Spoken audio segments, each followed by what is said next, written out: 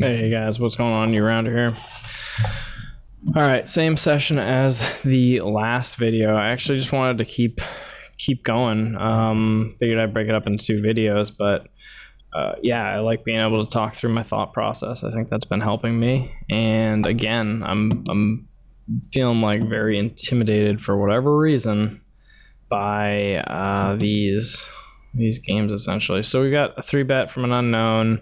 Pocket tens cutoff versus small blind. I guess it's like a 4-bet fold or a call. Since we're in position, I'll just favor calling. That's sort of my general default, right? If I was out of position, I would like 4-bet and then fold to the 5-bet. If I'm in position, I'll call and play in position. And again, because it's just an unknown player, we don't have massive like database reads on this other than like he's probably c-betting a little bit too much. This is going to be a call. And that's a good card for us, if you didn't know. All right, so what do we do? Do we raise or do we bet is not an issue right now because he didn't bet. So if we bet 12 and 12, that's 24, 30, that's 40. So that should be plenty, and then we can jam the river.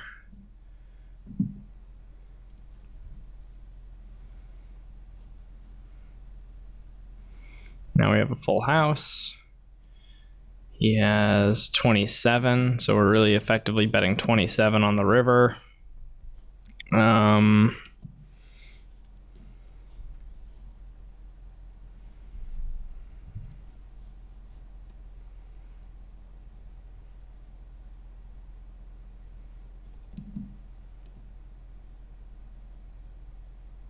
sure exactly what he got there with. Like I really queens, right? Like I queens or jacks, I guess, is what he had to have gotten there with at some point. I'm not really sure, but it's nice that we took the pot down. It's too bad that we didn't get them all in.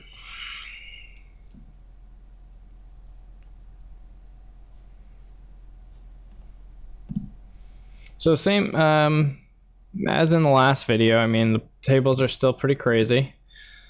We've got a pretty crazy player to our right here, which is good. We've got this what appear like very passive, like very fishy pre-flop, but then post-flop c-betting like 5 out of 6, which is like I used to not think that was significant, but I think in one of my last videos I actually talked about how it actually is significant, right? Like if now it doesn't show in position versus out of position. I mean, we could grab that. It's not going to be very good because 3-bet, where is it? Flop. Where the heck? C-bet in position, 2 out of 3. C-bet out of position, 100. Like those are bad. Like 3 out of 3. That's like really significant that he's c-betting that much out of position. Like we know that that's wrong.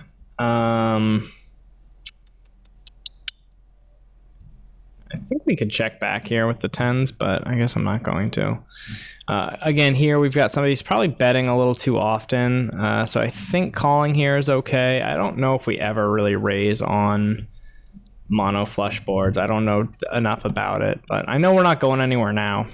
That much I know. He checks 10 and 10. I mean, we're easily going to get it all in no matter what we bet here. Let's like make it 975 so it doesn't look quite as big. Four-handed, we definitely want to go here.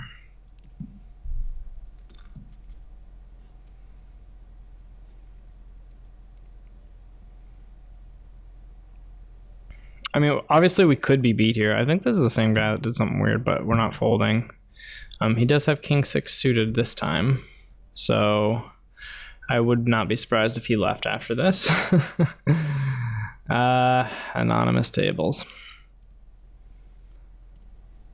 So it appears that the way to beat these games is to just show up with the nuts and have people re-raise bluff you with 0 equity hands.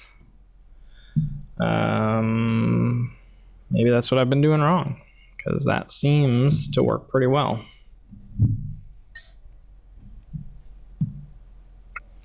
Right, and like one thing I like to do is think about why we're not making that mistake, right? And identifying why it's a mistake, right? If like some player's making a good bluff and they're just playing aggressively and it doesn't work out, like that's sort of irrelevant. But I like to, I don't know why, but for some reason I enjoy classifying like what the mistake was, what we would do differently, and why it's a mistake. And it sort of helps me like reaffirm that like, yep, the games are beatable, players are like playing badly, and I know how to play better.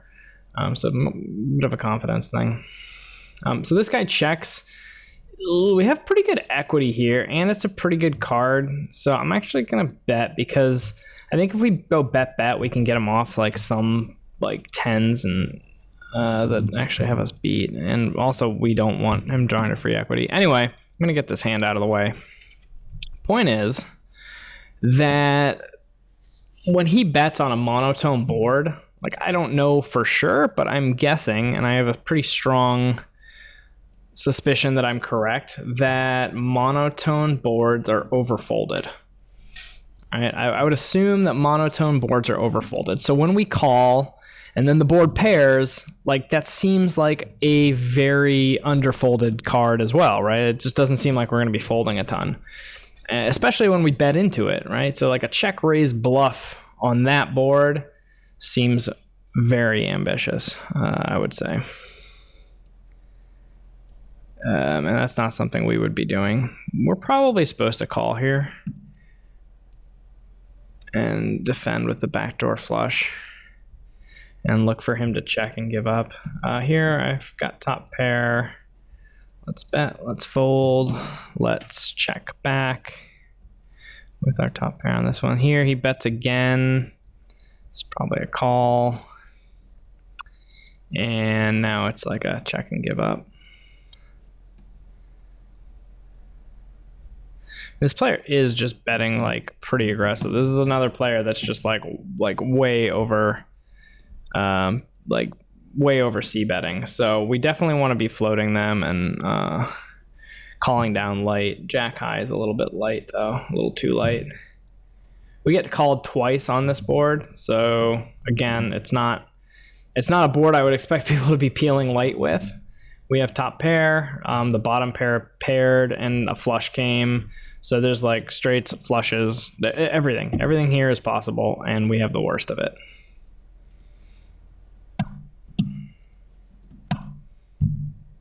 This does happen sometimes, and a player will bet, another player will call, and they will both have worse hands than me, and that is frustrating. But it doesn't mean my play is wrong. Again, that's one of the reasons I called in the previous video, which was earlier this session, on the top when I had top two pair in the multi-waste pot, because I just think a lot of players with these like ridiculous stats are not aware of relative hand strength. I think that's just a major leak of fish at these stakes.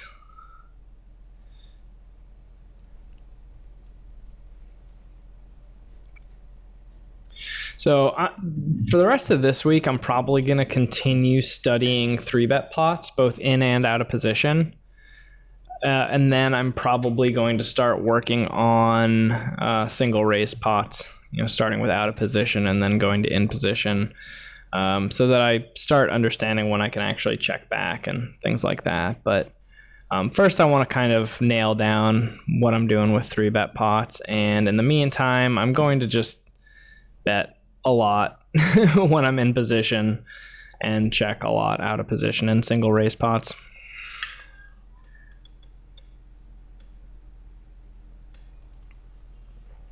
Kind of an interesting turn because it brings a flush, but what can you do? Just gonna size down my bet a tiny bit because it'll be easy enough to get it in, and I don't want to size it up so much that I polarize him to like flushes. I don't think that actually is a real thing that happens, but I figure I'll mention it anyway.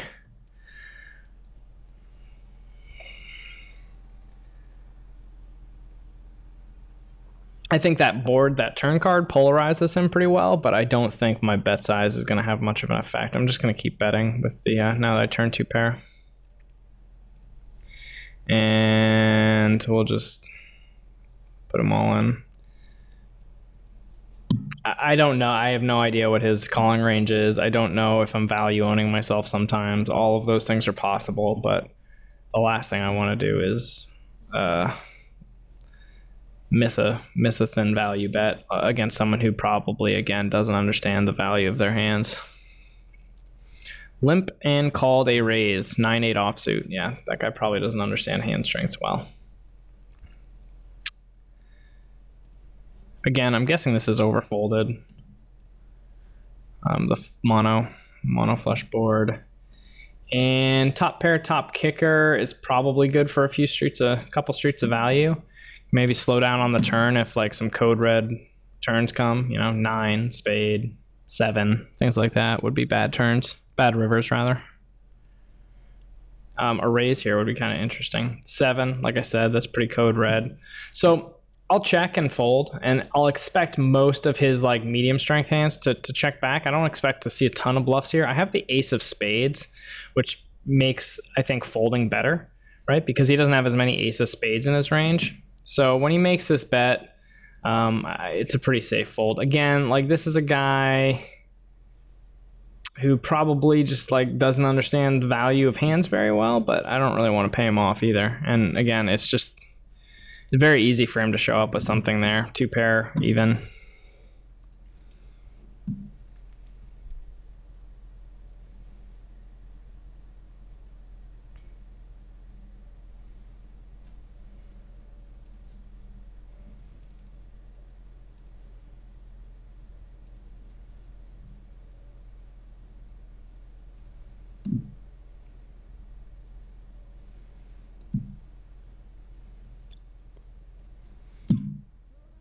This would be a stab, regardless of my actual holding.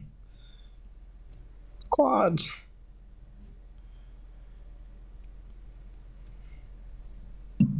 There's so much money at table 1. This is the softest table I've like ever played at.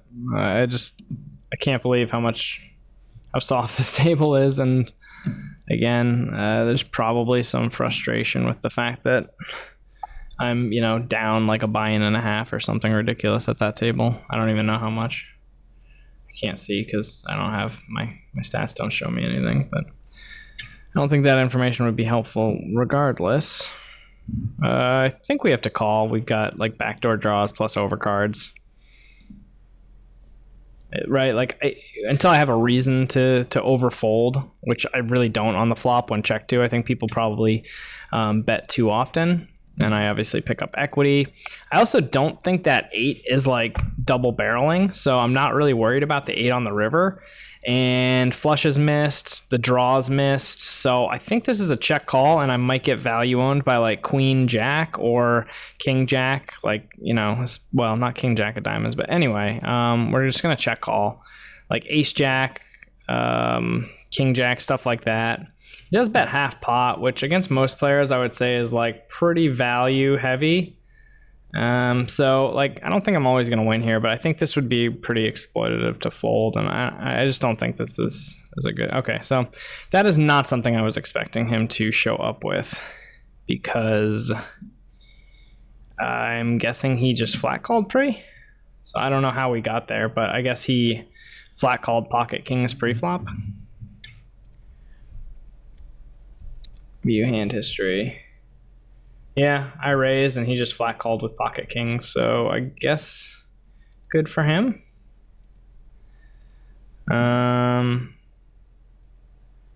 That should go in his little player notes. And we'll barrel our trips. We'll raise here. We'll review that because I mean, obviously now that I know he has pocket kings in his range, it makes it a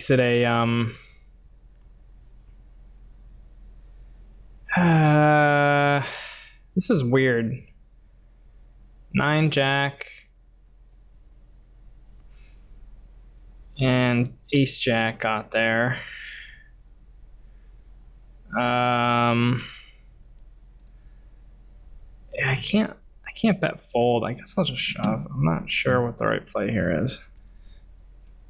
Actually, like, that's a pretty ugly river card, in all honesty. I don't know what he can call with. Like, I don't know. I was thinking about making like a $5 bet, and then I was thinking like how gross I would feel if he raised, but I think it's just a fold. Problem is, again, I'm having like a little bit of this issue where some like recent stuff is creeping into my thought process, and like I've had stuff recently where I've done that, even with like a straight or something, made that, you know, third pot river bet and gotten raised as a bluff. And it's like, I know that that's not common. I know that that's not like a huge thing that I should be factoring in, but because it's happened recently, it's in the front of my thought process where it probably should not be.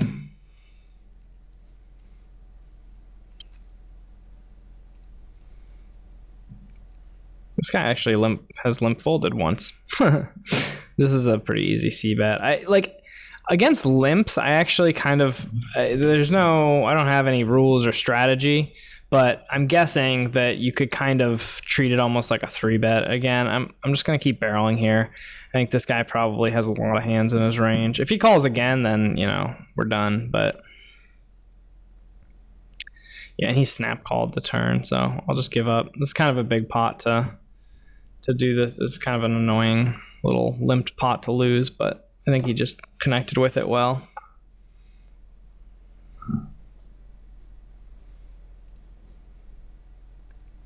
I don't want to compound my mistakes. Oh, we won't see what he had, right? Yeah, he bet.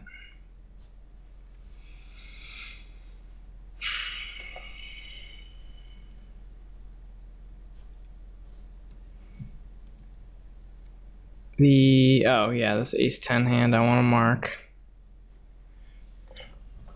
I keep marking these hands, but then most of the study I do is like through filters. So I haven't specifically been reviewing the hands I mark from your review. I've just been putting in filters and reviewing them. So at some point I need to actually just go through all the hands that I marked and look at them.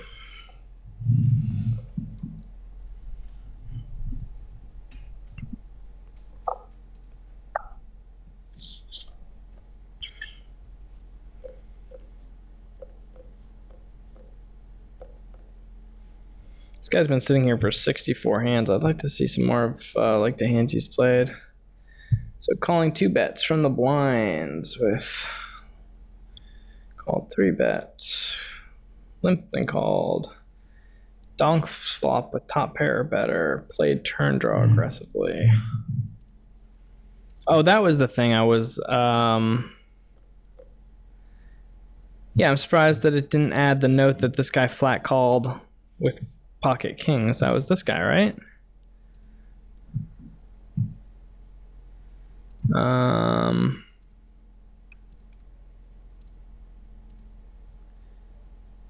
That was player 6. Flat called pre-flop with king. So he just like doesn't raise. He just doesn't ever raise. I mean, I guess the stats reflect that, but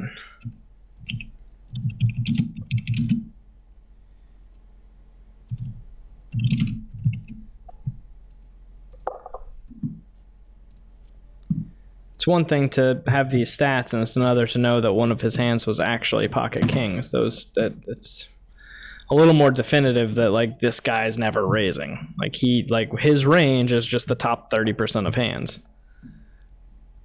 So that's good information to have. So here we got the min raise from this fishy player with a pretty deep stack. Oh my gosh, there's 2 just huge marks at this table. This fish busted out.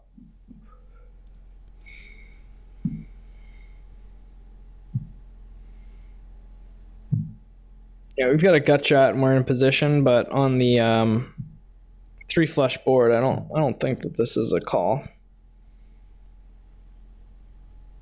Now we're open-ended, but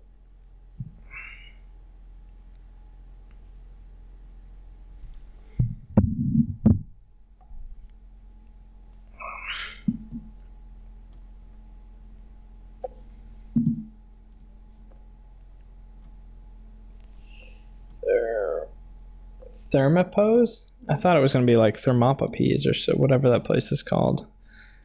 Thermopose.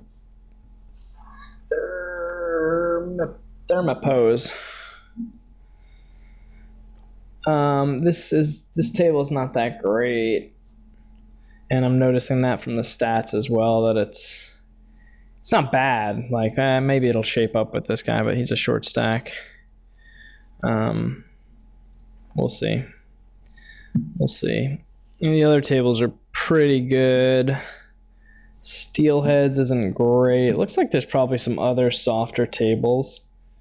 So I'm gonna go ahead and sit out next big blind here.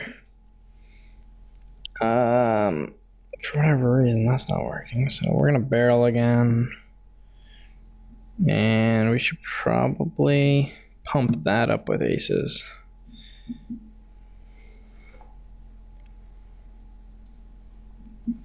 So, fishy player, doesn't appear to be folding to c-bet ever. So, again, like this is one thing I picked up the other day, like versus like fishier players, we want to crank up our c-bet sizing a little. Okay, the first fold ever. Like first fold in history. Jesus Christ. Okay. So that's fine though. Like, you know, against a guy who, 5 samples is a lot. That's a lot of flops not to fold to a c-bet. Like the fact that we've even gotten that many samples, like 4 out of 4 that he hasn't folded, like he's probably, completely inelastic on the flop. Just he's a 41-0. So that's an adjustment I hadn't been making before that I'm going to start making, is against like really fishy players, to size up my value bets. Now against regs, I probably am not going to do that at all. I'll just keep it at 1/3. And I think that'll be a good way to pump up pots to allow fish to make even bigger mistakes against me than they otherwise might. Ace-5 offsuit. I mean, I saw a guy opening this under the gun the other day. I can't do that. I don't even like opening it in the cutoff.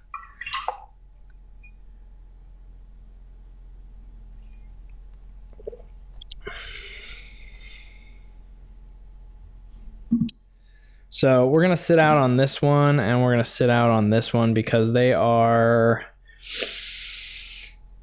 I mean, like this one's got a pretty good mark at it, the 37-13. We got some notes on him. Bet third barrel on river with air. I mean, that's good to know. Called 2-bet from the blinds. 4-bet range is ace king off. I mean, it's nice to have those notes. If we were sitting here, we are kind of like one player to the right. This guy looks pretty weak. Let's stay at Thermopose. This table, however, the fish is all the way over here. So I think we'll get off of steelheads, stay on these two, and then we'll look for a softer spot. I'm looking at a table right now that has 47% of players seeing the flop. Steelheads only has 30. That's 13% more. That's a lot. If I thought I could get on that right now, I'd just leave without worrying about waiting for the big blind. But I don't know if there's ignition, so you can't actually tell if the seat is available right now. Yeah, that table went away. It updated and that table's gone.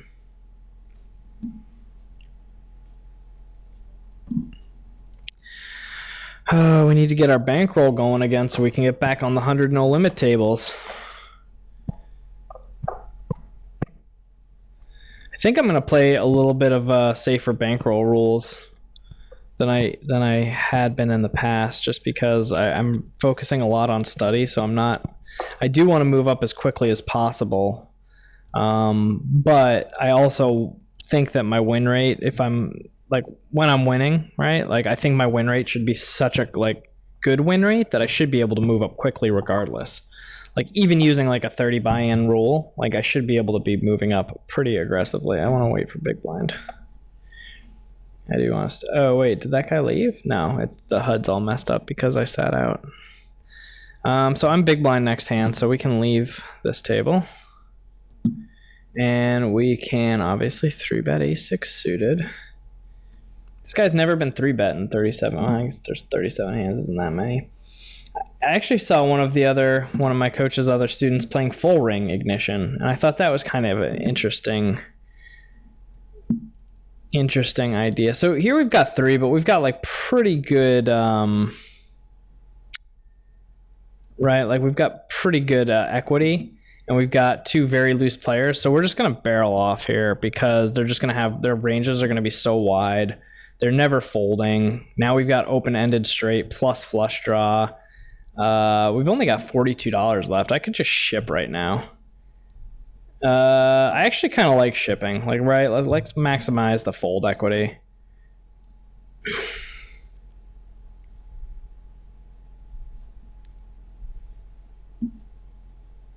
Called. Fuck. This is what irritates me.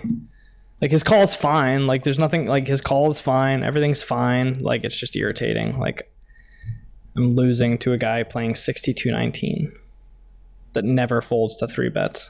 It's just irritating.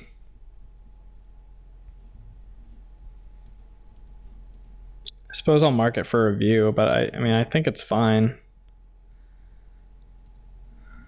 It's just annoying. Right, like he's never folding on the flop, so his range is still crazy wide for all the reasons I already talked about. I mean, the play itself is fine. I just don't like the result. I just don't like the result. And now, like, I'm down like more than 2 buy-ins at this table that seems like I should just be making so much off of, and that is irritating. So yeah, anyway, I saw somebody playing.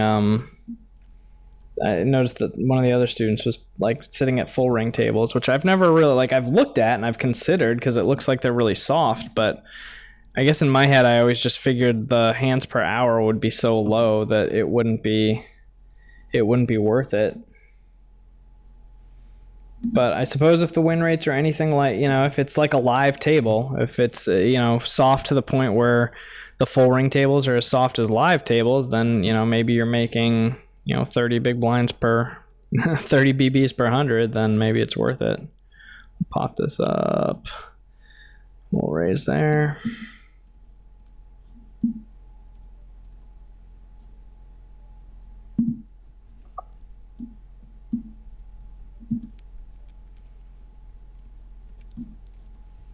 These are normal raises. I feel like I'm all of a sudden raising a lot on this table. It might appear that I'm tilted, but I'm not. These are normal raises. These are normal C bets. Ace 10-10. Normal C bet, normal raise. Everything's very standard.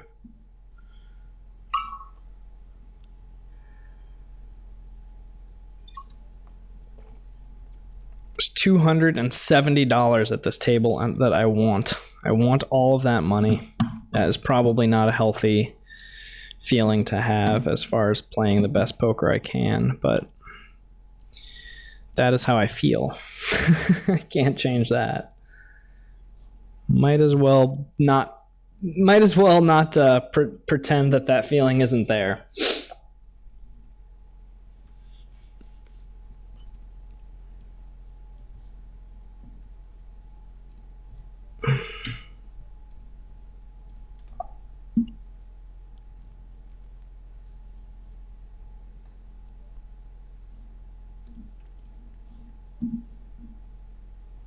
So, like, I had I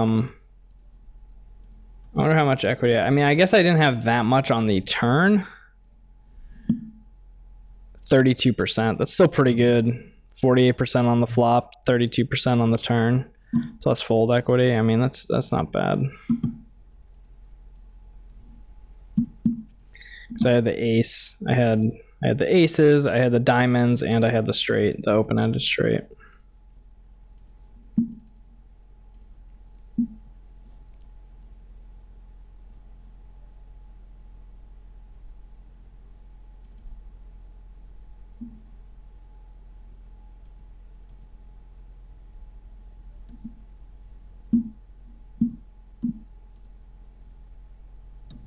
All right, I got a seat. It's actually at the table that was like crazy aggressive when I looked at it last time, but looks like maybe one of the fish got busted.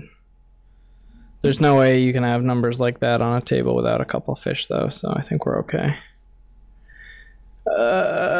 Let's just bet like double the pot.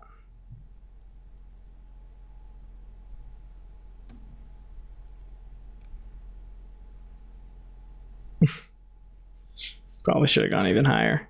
I didn't even think about the fact that it was a bet. Again, I just kind of like saw like, oh, it's a fish and we've got the nuts. Like, let's bet big. Probably could have gotten away with betting even more. What did he call with? Like ace 3? What? Ace 5. Wow, this guy gives me no respect. I don't get no respect. Holy cow, that's good to know. Called a double over. Ah, damn it! One of the marks left. The guy with tons of money left. Oh, it's sad.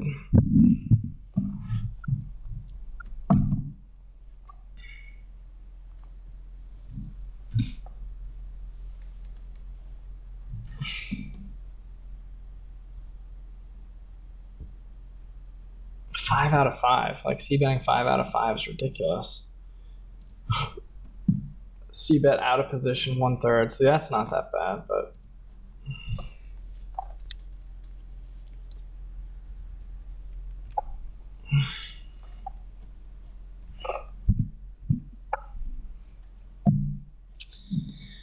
I've been going for an hour and a half straight, at least, probably a little bit more. I should probably just take a break. This guy is tough to get. It's hard to get regardless, right? It's hard to get money from somebody directly to your left, except for when you're when you have position on them, like the one hand you're on the button. So like one hand per 6, I have a good opportunity to get money from this guy. It would be better if he was in seat 6, right? Because then I'd have 2 hands when he's in the small blind and the big blind to get money off of him. And my other tables are good, but they'll be here when I get back, right?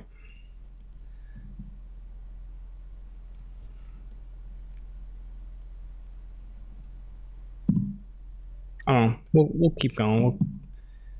This is the 17-15 guy is not very entertaining.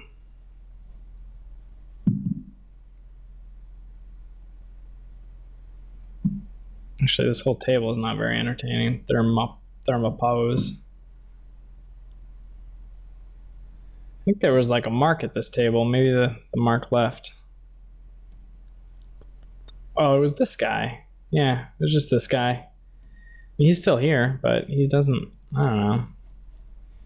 He's okay. 32-11.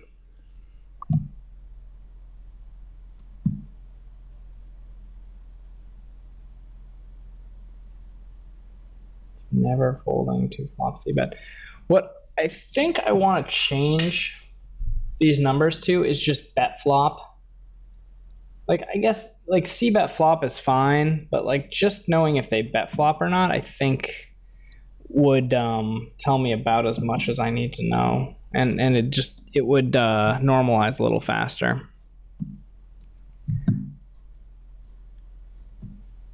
It's almost like just like if I was just putting like flop aggression, and maybe that's all I should have, right? Like is flop aggression, and then if I really want to look, I can look, or like maybe I just want like c-bet flop out of position and single raise pot or something, like the stat that tells me like, does this guy, is he being too aggressive or not?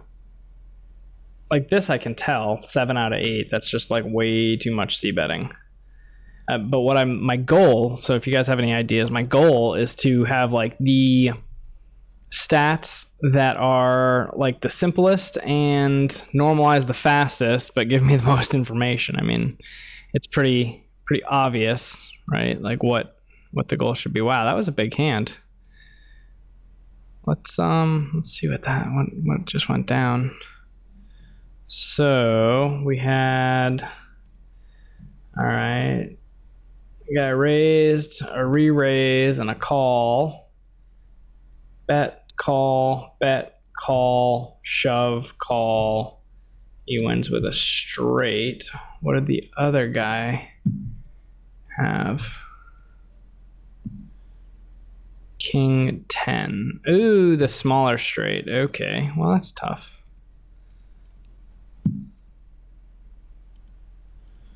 That's tough.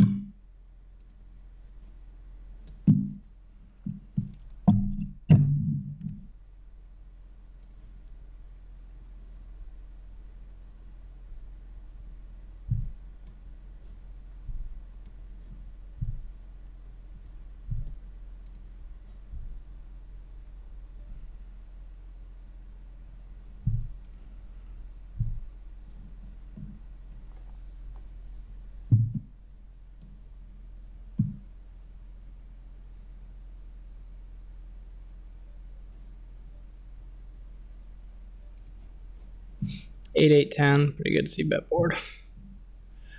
Ace 3, we can just call in position. Again, I'm going to try to slow down on 3-betting as much from the button and actually calling and playing some flops.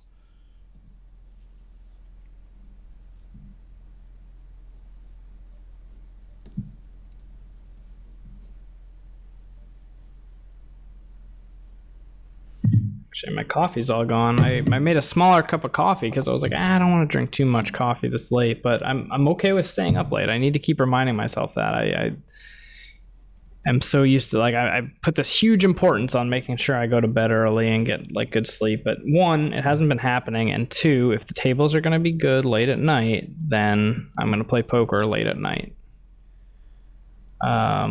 That's just how it's going to be. So I may actually just go for a walk outside, get some fresh air, wake up a little bit, and come back and grind for another couple hours. And I may make more videos, or even if I don't make the videos and upload them, I may turn on the recording software and record what I'm saying and decide if I want to upload them later. So we get a check here. So this should be an auto bet. Yeah, let's auto bet here.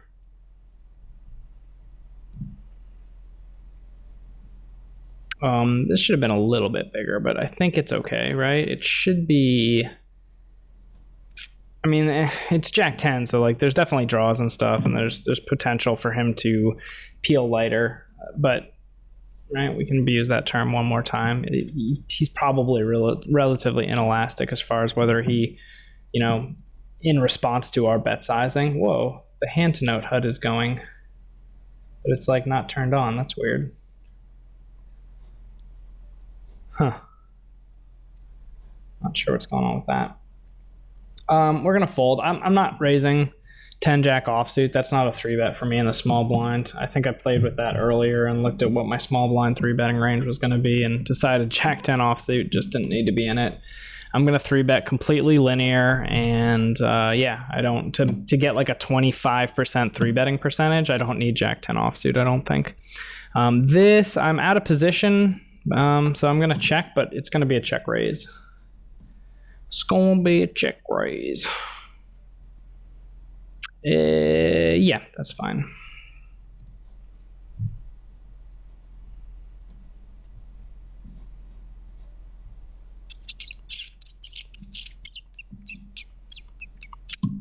Yeah, let's barrel. Let's bet again here. Time down for just a moment, so it doesn't look like we're just snapping it in. But now we should get a fairly honest response from our opponent, right? Like that's yeah. So it definitely looks like a bad card, but again, if we dive into PO Solver and we check out his like minimum defense frequency, even after calling the raise, like. That card should help his range. I mean, helps both ranges. The 10 pairing like actually does good things for both ranges, but it makes his minimum defense like for him to defend accurately on that turn, he has to. There's hands he's folding that optimally he should have to defend. So we're betting there, knowing that most players are not capable of calling with enough like. Naked over cards and things like that they may be required to call with in that spot. And an ace on the turn is really like not the best barrel card. I mean, turns in general are overfolded, but we have some showdown value. Let's bet one more time, and he could peel with some more draws, and then we can get a free showdown on the river. I'm not sure if this is right or not. This might be a check back on the old turn. We might just want to go checking on this, but now we can definitely fold if he leads and then check back. Yeah, so that's fine. He played that well. We played it okay. Not sure if he folds to a river barrel or not. We turn 2 pair, so that improves our range. Bet again. Oops. Did I actually hit? Oh yeah, that's right. I was supposed to. Okay, sit out, next big blind, all hands. All right, we're gonna go outside, walk in the fresh air, some fresh cold air. Wake up, maybe grab a drink, like a energy drink or something, and grind another couple hours.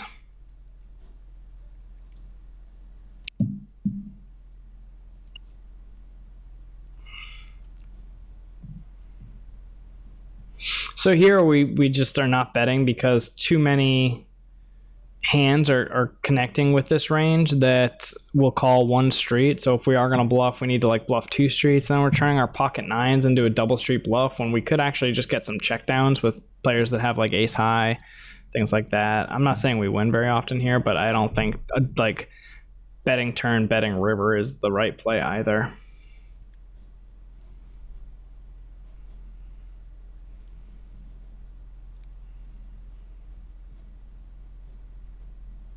I'm just folding. I mean, I'm going to fold no matter what here.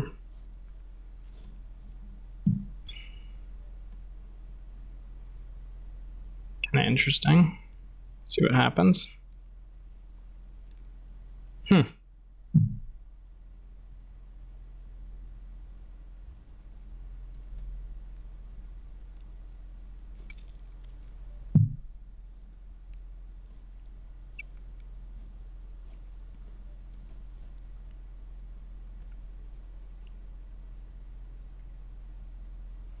All right, guys. Well, I hope you enjoyed this video, and yeah, I may just keep recording. I don't know. We'll see. I have to go in and edit the audio up a little bit and render and upload and all that. But I don't know. Maybe we'll get a couple of videos coming out a day if I keep doing this. I think it's good for me to talk through why I'm doing what I'm doing a little bit, even if it does add one layer of stuff that might not help. It keeps me from watching a TV show or even just like listening to music that might distract me a little bit or anything else. So I kind of like it. Might keep doing it. Hope you guys enjoy it. Let me know in the comments, and I'll see you next time.